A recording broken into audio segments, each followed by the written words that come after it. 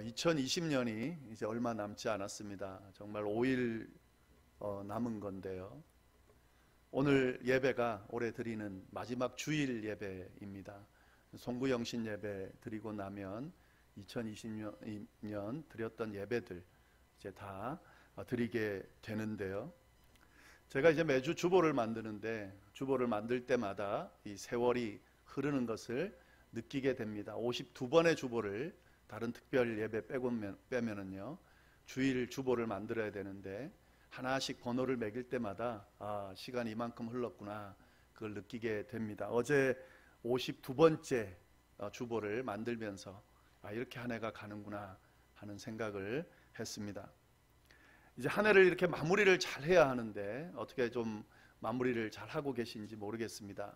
그냥 매년 오는 해니까 별 생각 없이 그렇게 보내고 있지는 않은지, 아니면 좀 잘 보내야겠다, 마무리를 잘 해야겠다 하는 생각에서 조금 이렇게 진지하게 시간을 돌아보면서 이렇게 보내고 계신지 모르겠습니다.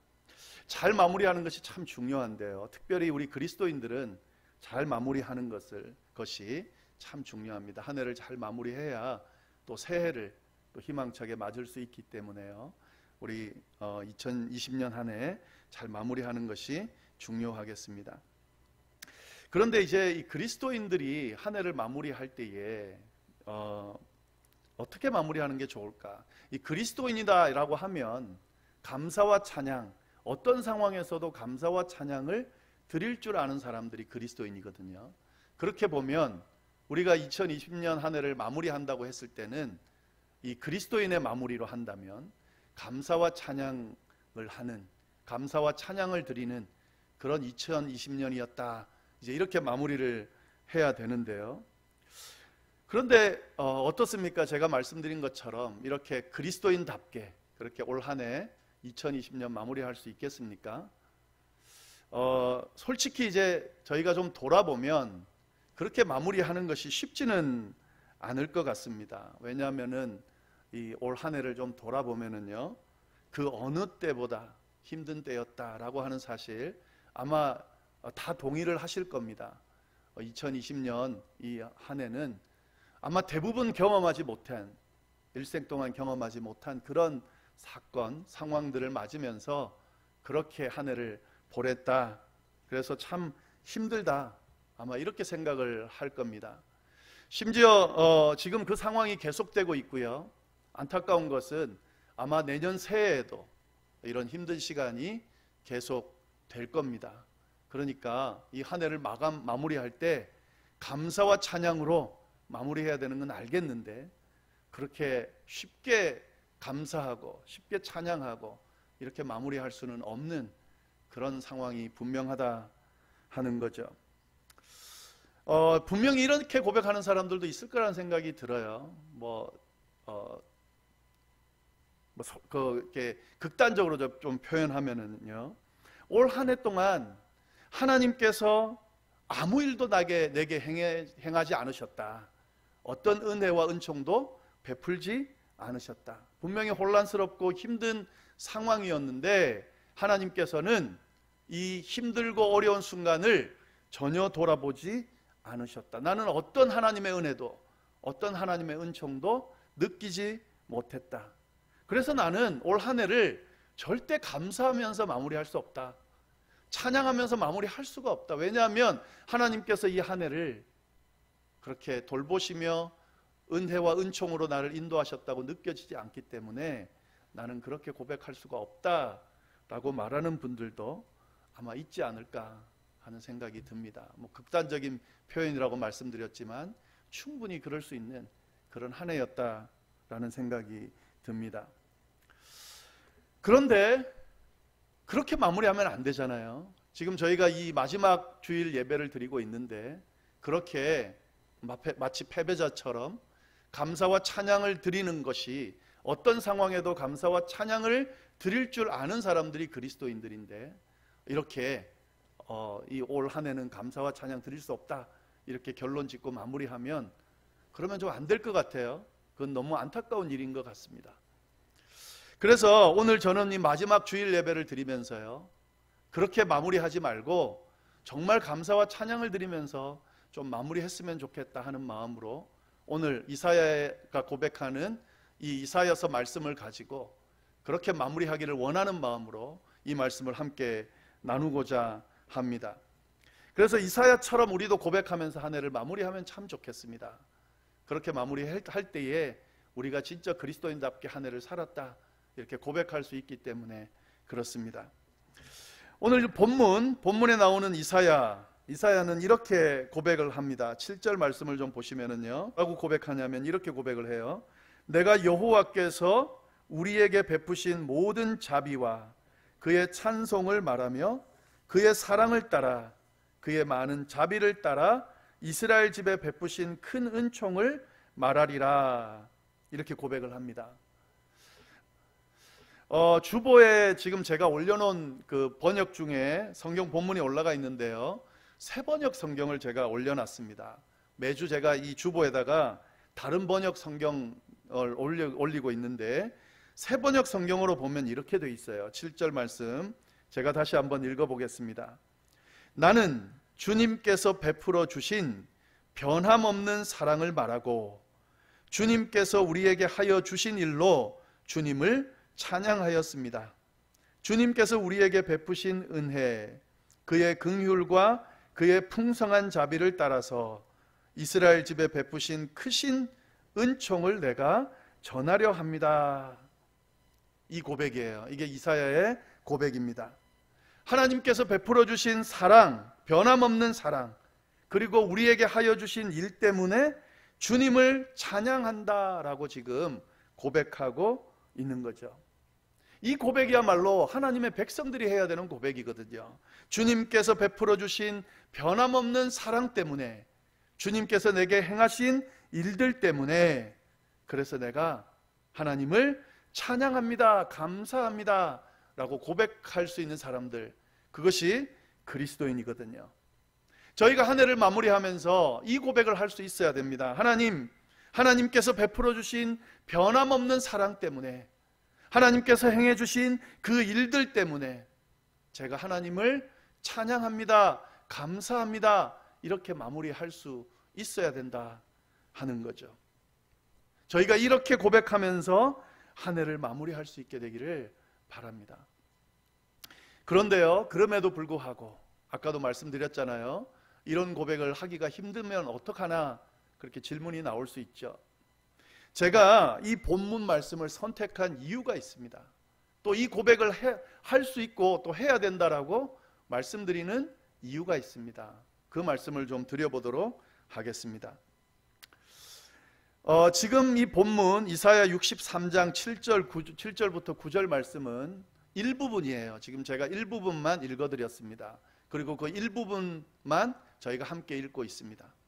근데 사실은 이 이사야 63장에 나오는 내용, 62장에 나오는 내용과 연결해서 이사야가 지금 쭉 고백하고 있는 내용은 이 7절부터 9절까지의 내용만이 아니에요. 그 전체 내용을 알 필요가 있다 하는 거죠. 앞뒤 내용을 다 살펴보면은요, 이 내용이 어떤 내용이냐면 하나님께 드리는 탄원의 기도의 내용이에요. 탄식하면서 드리는 기도 내용이다 하는 거죠. 지금 이사야가 고백하고 있는 이 고백은 하나님 앞에 탄식하면서 그렇게 하나님께 어떤 면에서는 원망하면서 기도를 드리고 있다 하는 거죠. 왜 그러냐면요, 지금 이 이사야가 처한 상황이 쉬운 상황이 아니기 때문에 그렇습니다.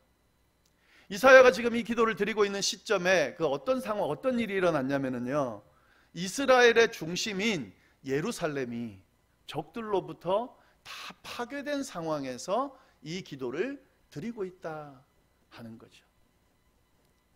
이스라엘의 중심인, 이스라엘의 신앙의 근거인, 이스라엘의 삶의 뿌리인 예루살렘이 지금 적들로부터 다 파괴된 상황, 그 상황에서 이사야가 탄원의 기도를 드리고 있는 겁니다.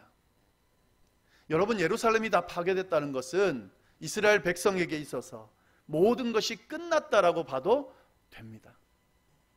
이사야에게 있어서, 이사야의 삶에 있어서 완전 회복되지 않는 절망적인 상황이라고 봐도 된다 하는 거죠. 이런 기가 막힌 상황에서 지금 이사야가 탄식의 기도를 하나님 앞에 드리고 있다 하는 거죠. 당연히 탄식의 기도가 나올 수밖에 없죠. 탄원의 기도가 나올 수밖에 없죠. 이런 절망적인 상황이라면 누구든지 이렇게 기도 드릴 수밖에 없습니다. 오늘 본문은요, 이 탄원의 기도 안에 들어가 있다라고 하는 사실이 참 중요합니다.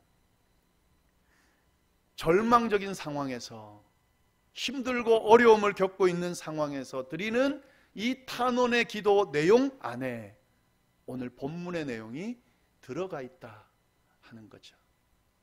이 본문의 내용이 들어가면서 이사야가 드리는 이 탄원의 기도가 절망적인 상황에서 이제 다 끝났구나 하면서 포기하면서 드리는 기도가 아니라 희망적이고 확신에 찬 기도로 바뀌게 된다라고 하는 사실을 잘 볼 필요가 있다 하는 거죠. 분명히 탄원의 기도입니다. 절망하면서 드리는 기도입니다. 절망하는 상황 가운데서 하나님 앞에 도움을 요청하면서 드리는 기도입니다. 그런데 오늘 이 본문, 이 세 구절이 들어가면서요, 이 기도가 단순한 절망하는 기도가 아니라 희망을 생각하는 희망적인 기도, 확신에 찬 감사와 찬양의 기도로 바뀌게 된다 하는 거죠. 절망적인 상황, 이런 상황에서 드리는 이 희망적인 기도를 제가 가만히 보면서요, 참 위로가 되고 희망이 됐습니다. 하나님의 백성들은 절망적인 상황에서도, 탄원의 기도를 드릴 수밖에 없는 상황에서도 희망을 바라보고 그렇게 희망을 고백할 수 있다라는 이 사실이 저에게, 또 오늘 어쩌면 여기 계신 모든 분들, 예배를 같이 드리는 모든 분들에게 희망의 메시지가 되지 않을까 하는 그런 생각을 해봅니다. 이렇게 절망적인 상황에서도 이렇게 희망적인 고백을 할 수 있다면 우리도 할 수 있는 거거든요. 올 한 해 우리가 돌아볼 때에 참 힘들고 어려운, 어떤 면에서는 좌절감이 생기는 이런 한 해였지만, 그래서 마지막 이 시간을 보내는 동안 하나님 어찌하여 이 한 해 동안 이렇게 저희를 힘들게 밖에 이끌지 못하셨습니까? 라고 탄원의 기도를 드리는 이 시점에 우리도 이사야처럼 희망적인 고백도 할 수 있다 하는 거죠.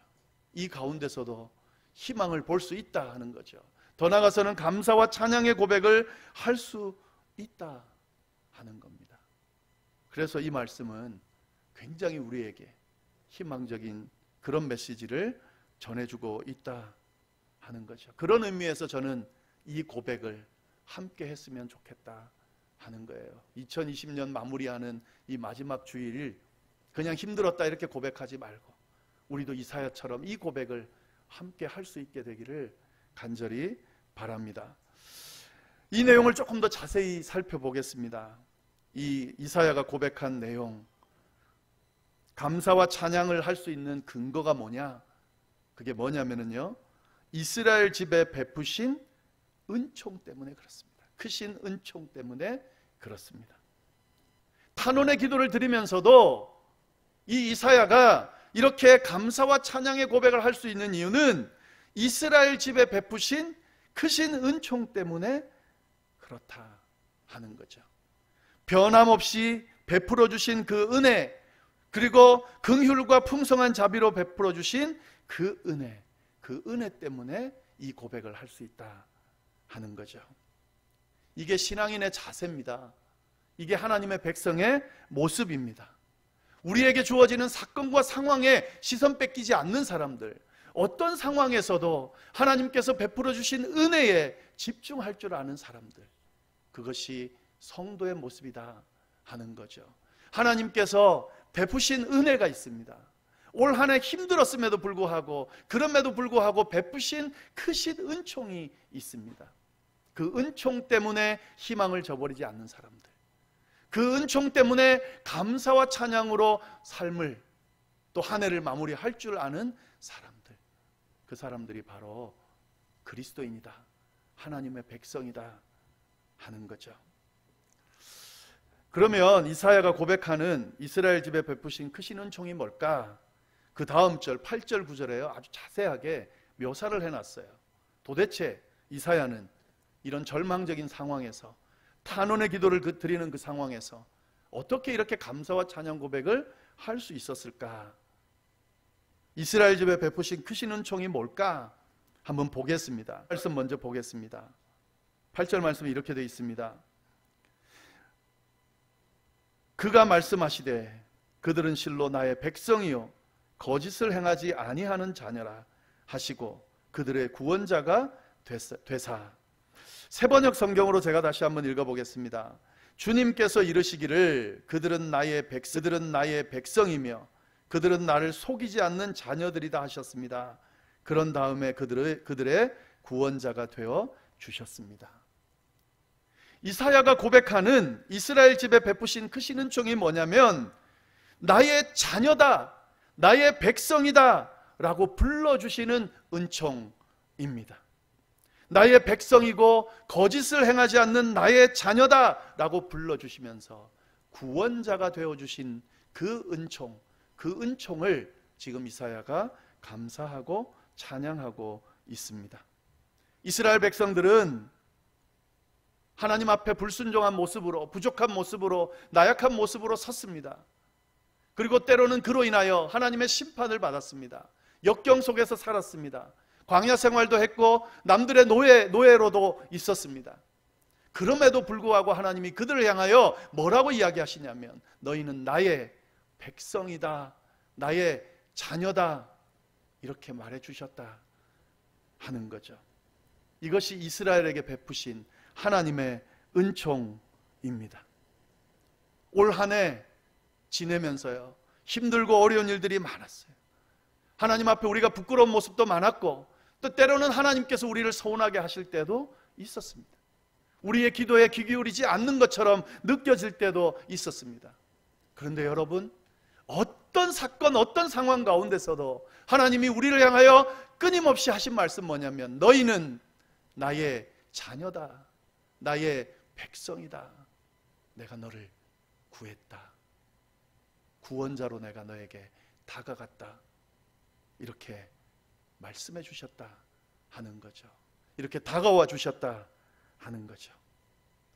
그래서 우리는 올 한 해 그 하나님의 은혜 때문에 감사하고 찬양할 수 있습니다.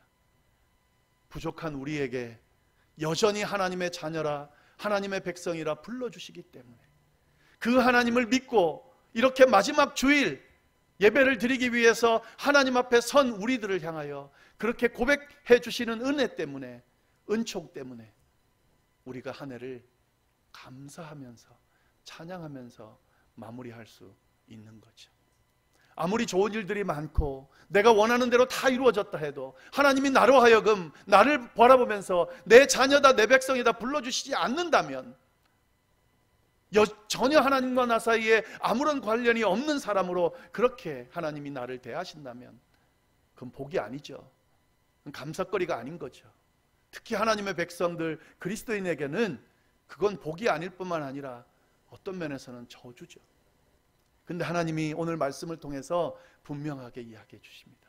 너희는 나의 백성, 나의 자녀다, 내가 너를 구했다 이렇게 고백해 주신다 하는 거죠. 여러분, 하나님께서 베풀어 주신 이 은총 때문에 올 한 해 우리가 잘 지낼 수 있었습니다. 그래서 감사와 찬양으로 한 해를 마무리할 수 있습니다. 이렇게 신앙인답게 고백하고 바라볼 수 있게 되기를 간절히 바랍니다. 그 다음 내용입니다. 9절 말씀 상반절에 이렇게 되어 있습니다. 새번역 주님께서는 그들이 고난받을 때에 주님께서도 친히 고난을 받으셨습니다. 천사를 보내어 그들을 구하게 하시지 않고 주님께서 친히 그들을 구해 주셨습니다. 이게 지금 이사야가 고백하는 이스라엘 백성들에게 베푸신 크신 은총이에요. 뭐냐면은요, 친히 고난 가운데 임하셔서 함께 그 고난을 겪으면서 구해 주셨다 하는 거죠. 힘들고 어려운 상황에 처해 있는 백성들을 외면한 것처럼 느끼는데 그렇지 않으셨습니다. 외면하지 않으셨습니다. 떠난 것처럼 느끼는데 떠나지 않으셨습니다. 버린 것처럼 느껴지는데 버리지 않으셨습니다. 하나님의 백성을 사랑하시면서 그들을 구하기 위해서, 보호하기 위해서 함께 아파하시고 함께 안타까워하시며 함께 힘들어하시면서 그 우리의 삶의 현장에 하나님께서 임재해 주셨습니다. 그것이 이사야가 고백하는 고백이다 하는 거죠. 이스라엘 백성들의 삶을 가만히 보세요. 가만히 보면 저 이스라엘 백성들의 삶의 역사는, 그 이스라엘의 역사를 보면 하나님이 그들을 버린 것과 같이 느껴질 수 있습니다. 하나님이 그들을 돌보시지 않은 것처럼 그렇게 보입니다. 엄청나게 큰 고생들을 하면서 그렇게 살아왔거든요. 근데 여러분, 이스라엘의 역사를 보면서 어떻게 고백합니까? 이스라엘 역사를 보는 사람들이 어떻게 봅니까? 하나님이 그들을 떠나지 않으셨다고 우리가 보거든요. 하나님께서 그들을 외면하지 않으셨다, 하나님께서 그들을 버리지 않으셨다고 우리는 고백하거든요. 마찬가지입니다. 지난 한 해 동안 하나님께서 우리를 전혀 돌아보지 않으시는 것처럼, 마치 하나님이 떠나신 것처럼, 우리를 버리신 것처럼 그렇게 느껴지겠지만 성경은 그렇게 이야기하지 않습니다. 하나님은 우리에게 그렇게 고백하지 않습니다.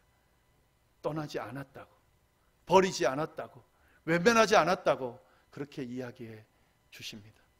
특별히 더 강하게 이야기하시기는 그 고난의 현장에, 그 힘들고 어려운 현장에 함께 하셨다고, 함께 겪으셨다고, 함께 아파하셨다고 그렇게 고백하고 있습니다. 그래서 지난 한 해 동안 감사할 수 있는 거죠. 찬양할 수 있는 거죠. 마지막으로 9절 하반절에 이런 말씀이 있습니다. 세번역 성경으로 읽겠습니다. 사랑과 긍휼로 그들을 구하여 주시고 옛적 오랜 세월 동안 그들을 지켜들고 안아주셨습니다. 이것이 이사야가 고백하는 이스라엘에게 베푼 크신 은총입니다. 하나님께서는 하나님의 백성들을 어떻게 잠시 돌보시다 만 것이 아니라 계속 돌보셨다 하는 거죠. 언제? 오랜 옛날부터 돌보셨다 하는 거죠. 반짝 함께 하다가 돌보시다가 사라진 것이 아니라 계속 함께 하셨다는 거죠. 모태에 있을 때부터 지금까지 함께 하셨다 하는 거죠. 아니요, 태초부터 지금까지 함께 하셨다 하는 거죠. 언제까지 함께 하십니까? 영원히 함께 하십니다. 오랜 세월 동안 지켜 드시면서 안아주신 그 분이 바로 하나님이다. 그렇게 이스라엘에게, 하나님의 백성들에게 다가가셨다, 이 사실을 이사야가 고백하고 있는 거죠. 그래서 감사와 찬양을 드리는 겁니다. 여러분, 하나님께서 우리와 오래전부터, 우리가 하나님을 알기 전부터 하나님이 우리와 함께 하셨습니다. 우리를 돌보시고 지키시고 인도해 주셨습니다.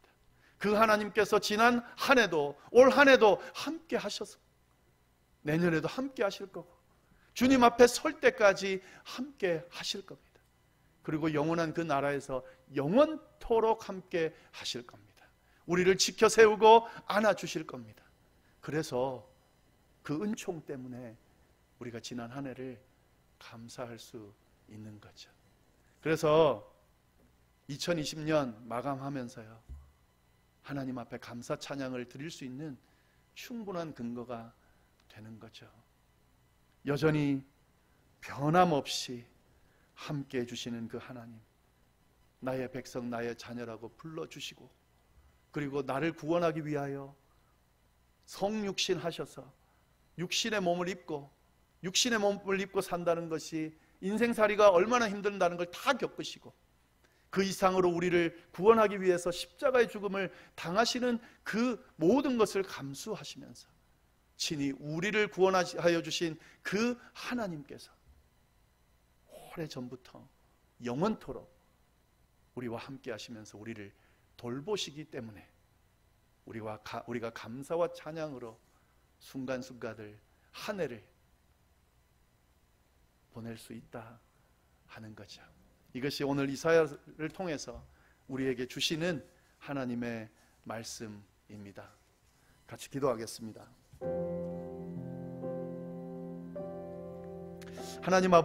하나님 아버지 감사합니다. 지난 한 해 동안 시간 힘들고 어려운 일들, 감사할 거리들이 없는 시간들이 많았습니다마는, 그러나 잘 생각을 해보면, 특별히 하나님의 백성에게 베풀어 주시는 은총을 생각해 보면 감사와 찬양 드릴 것이 참 많음을 고백하지 아니할 수 없습니다. 저희 같은 별 볼 일 없는 존재들을 나의 자녀, 나의 백성이라 불러주시고, 저희 같은 것들을 구원하기 위하여 친히 이 땅에 오셔서 육신의 몸을 입고 그 육신의 삶을 다 감당해 내실 뿐만 아니라 우리의 죄를 대속하시기 위하여 십자가의 그 고통을 감당하신 주님, 그리고 우리를 구원하신 그 주님, 영원토록 우리와 함께 하신다 약속해 주신, 영원토록 우리를 안으시며 보호해 주신다고 약속하신 그 주님 때문에 주여, 여전히 저희는 올 한 해를 감사와 찬양으로 마감할 수 있고 또 새해를 기대할 수 있습니다. 귀한 말씀 감사합니다. 하나님, 우리도 정말 이사야처럼 고백하며 그렇게 한 해를 마감하고 또 우리에게 주어진 삶을 살아갈 수 있도록 주여 역사하여 주옵소서. 우리 눈앞에 펼쳐지는 상황과 사건들의 시선 뺏겨서 마치 하나님이 우리와 함께하지 않는 것처럼, 우리를 버리신 것처럼 하나님 그렇게 생각하지 않게 하여 주시고, 우리에게 날마다 크신 은총으로 베풀어 주시는 그 주님 바라보면서 늘 감사와 찬양을 올려드리는 삶을 우리가 살아갈 수 있도록 주여 역사하여 주옵소서. 감사드리며 이 모든 말씀을 살아계신 예수님의 이름으로 기도드립니다.